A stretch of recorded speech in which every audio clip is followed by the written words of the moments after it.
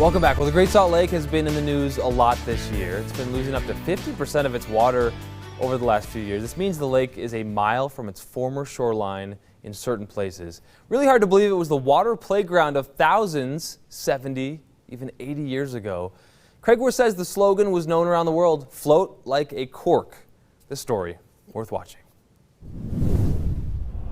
The Great Salt Lake is now becoming the Great Sandy Beach.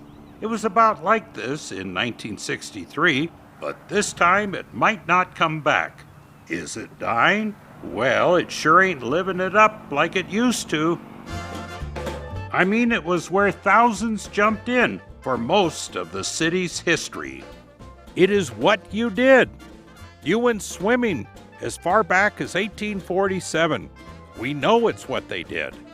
In fact, in 1851, there was a Deseret News article about 150 wagons of pioneers going out to swim in the Great Salt Lake.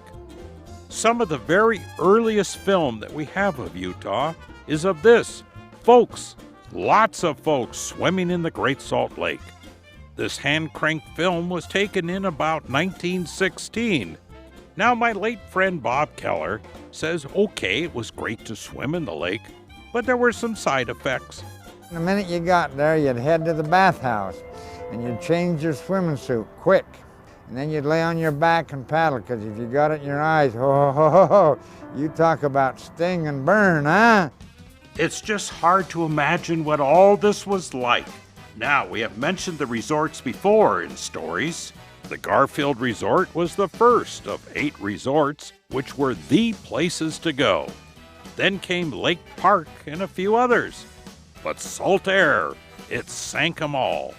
The Church of Jesus Christ of Latter-day Saints floated the cash to float the folks starting in 1893. Float like a cork and feel like a million. Water is now at its balmy best. You can float like a cork, let's go swimming.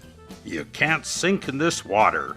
It's where you took the kids and you took Grandpa and came out day after day.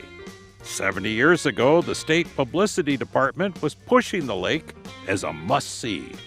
Here is an experience you find hard to believe until you see it.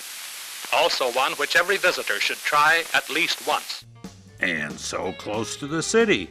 Why, Sunset Beach seemed to advertise that it was just past the salt ponds, a block from the airport, and maybe 2 blocks from the Mormon temple.